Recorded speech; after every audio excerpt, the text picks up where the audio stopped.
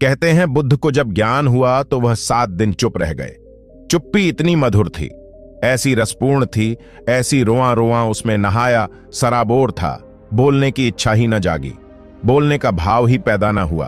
कहते हैं देवलोक थरथराने लगा। कहानी बड्डी मधुर है। अगर कहीं देवलोक होगा तो जरूर थरथराया होगा।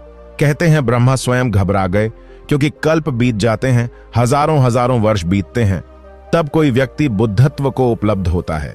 ऐसे शिखर से अगर बुलावा न दे तो जो नीचे अंधेरी घाटियों में भटकते लोग हैं उन्हें तो शिखर की खबर भी ना मिलेगी। वे तो आंख उठाकर देख भी ना सकेंगे। उनकी गर्दनें तो बड्ढी बोझिल हैं। वस्तुतः वे चलते नहीं, सरकते हैं, रेंगते हैं। आवाज बुद्ध को देनी ही पड़े ढेगी, बुद्ध को राजी करना ही पड़े ढेगा। जो भी मौन का मालिक हो गया उसे बोलने के लिए मजबूर करना ही पड़े ढेगा।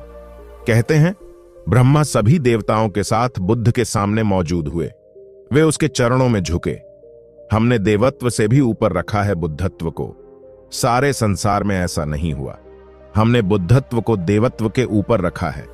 कारण है देवता भी तरसते हैं बुद्ध होने को। देवता सुखी होंगे, स्वर्ग में होंगे। अभी मुक्त नहीं है, अभी मोक्ष से बड़े दूर हैं। अभी उनकी लालसा समाप्त नहीं हुई है, अभी तृष्णा नहीं मिटी है, अभी प्यास नहीं बुझी है।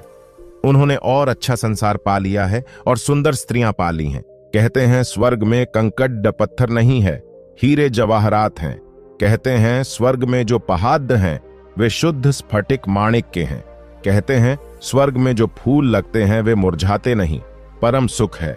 लेकिन स्वर्ग से भी गिरना होता है, क्योंकि सुख से भी दुख में लौटना होता है। सुख और दुख एक ही सिक्के के पहलू हैं। कोई नरक में पड़ी रहा है, कोई स्वर्ग में पड़ी रहा है। जो नरक में पड़ी रहा है वह नरक से बचना चाहता है, जो स्वर्ग में पड़े रहा है वह स्वर्ग से बचना चाहता है। दोनों चिंतातुर हैं, दोनों पीड़ित और परेशान हैं।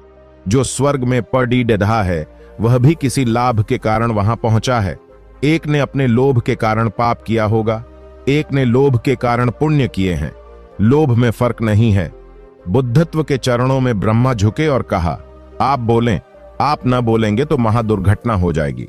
और एक बार यह सिलसिला हो गया तो आप परंपरा बिगाड़ डाच देंगे।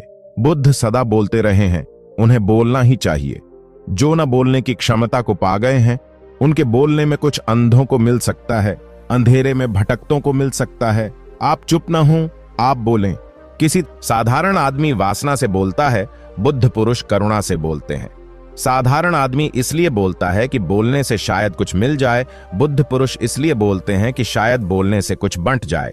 बुद्ध इसलिए बोलते हैं कि तुम भी साझीदार हो जाओ उनके परम अनुभव में। पर पहले शर्त पूरी करना पड़ी जाती है, मौन हो जाने की, शून्य हो जाने की।